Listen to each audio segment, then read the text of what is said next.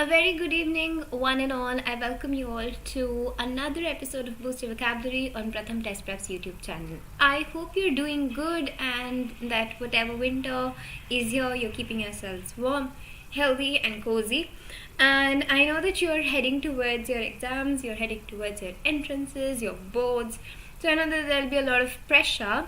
So I think the only thing that we can probably just do is hang in there and try to take one day at a time, I believe, right? Okay, now we'll begin with today's Boost Your Vocabulary session, and we're going to do 10 idioms today. I thought, it's been a while that we haven't done idioms, so let's do idioms today. And then probably through these, 10 idioms, and we'll probably look at sentences for each of them. Yeah, so we'll have the first idiom for the day, which is in the wrong box. Now when you're in the wrong box, you're basically you're out of your comfort zone, or you're placed in an environment or a place where you're not suitable, or where you're awkward, you're not very, very confident, that kind of thing. That is in the wrong box. So it can be like a thing that's placed in the wrong box. It can be a person, let's say, who is very, very good in managerial skills and is probably put into teaching, so that's also again placed unsuitably or awkwardly. So that's basically what in the wrong box could mean. It could also be, so let's say if you're a very unsocial person and then you are probably put in a party and then you're asked to go and interact with a lot of people, that's also being placed in the wrong box. Okay, so placed unsuitably and awkwardly, that is what being placed in the wrong box means. So sentence wise, look at it. It says, I must tell you that I found myself in the wrong box at the party yesterday. Maybe this person who was speaking this sentence was a very, very introverted person, unsocial or aloof kind of person. So that is what in the wrong box here means. It's placed unsuitably, a person who is placed awkwardly, that is what in the wrong box is. So that's our first idiom. Let's head to the second idiom for the day. Second idiom is it makes no odds. Making no odds, meaning it makes no difference. It's not important. It's not something that will impact me, influence me, or is as big as something that might lead to a change. So it makes no odds basically means it makes no difference.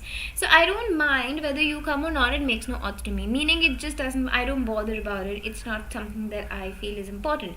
That's it's making no odds. So it's something that you can actually use in your normal life as well. This is a very, very common idiom, and you can actually use it well in your normal situations. Anything that's not important, anything that may not affect you in its entirety, may not make a lot of difference. That's making no odds. Let's head to the third idiom for the day, which is keeping your body and soul together. Now, keeping your body and soul together is having enough money to be able to survive or to be able to buy your basic necessities like food, shelter, clothing, etc. So keeping your body and soul together is basically living hand to mouth.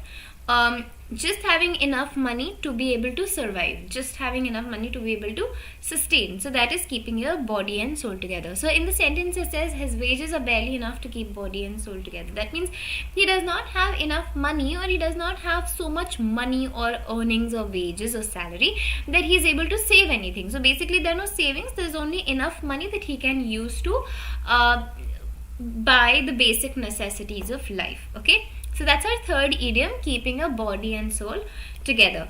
Heading to the fourth idiom for the day, which is know chalk from the cheese. Knowing chalk from the cheese is to be able to tell the difference between two things. Okay, to be able to differentiate between two things or tell two things apart, that is knowing chalk from cheese. So if I know that there's a difference between, let's say, cooking and baking, that means I know my chalk from the cheese. That means I know that they are both two different things, and I know that it requires two different sets of skills, etc. as well. So knowing chalk from cheese is to be able to differentiate between two things or to be able to distinct them separately. Sentence. Of course I know which twin is which. I know chalk from cheese. That means I know which one is which. I know what is the difference or who is who. So that kind of thing is knowing chalk from cheese, to be able to tell any difference. Heading to the next idiom is know how many beans make 5 or know the ropes. Knowing the ropes is to be able to know what is the way you're supposed to do a certain task, or to have enough information about a certain task. That's knowing the ropes, that's learning the ropes, that's knowing how many beans make 5. Knowing how many beans make 5, again, know how you are supposed to conduct yourself during a certain task, how do you function, how should you function, what's the intelligence, the acumen, the skills needed, or to be able to identify yourself as being well informed and well read. That is knowing how many beans make 5, or knowing the ropes. So to be sensible, intelligent, have good skill sets, to be well informed, that is knowing how many beans make 5, or knowing the ropes. In the sentence it says he's not the ideal candidate for the job. He doesn't know how many beans make 5. That means he does not have enough skills, doesn't have enough intelligence or sensibility, or is not well educated, not well informed, does not have the degree maybe that's required, so he does not know how to function in that job. So he does not know how many beans make 5. Let's head to the next one. Land of milk and honey. Land of milk and honey is where you have a lot of exposure. Land of milk and honey is a place with a lot of money, opportunities, job, all sorts of life skills and lifestyle. Okay, that's land of milk and honey. So a lot of people think, how in Delhi or in India you have, metropolitan cities as the lands where you have a lot of money. So that's the land of milk and honey. Similarly, a lot of people go to Canada, okay, and a lot of people go to outside of India. They think that those are lands of milk and honey. A lot of exposure, money, opportunity, better lifestyle, this, that, and everything.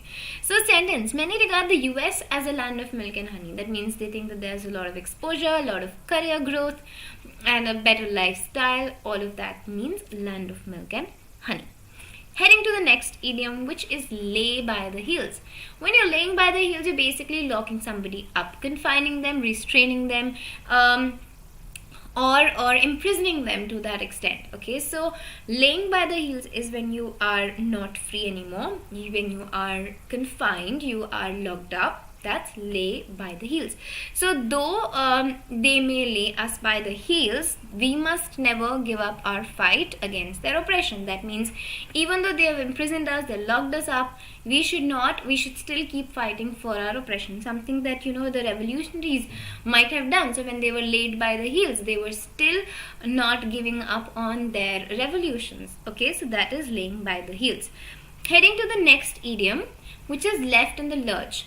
Think of lurch as difficulty. So if somebody is left in the lurch, meaning that they are left in a very difficult situation. They're abandoned, they're left deserted, disowned maybe, or left to be able to handle things on their own. Okay, so that's basically left in the lurch. So if somebody, one of your friends, family members, or whoever, leaves you in a difficult situation, that means they're leaving you in the lurch. They're abandoning you, leaving you in a very difficult situation.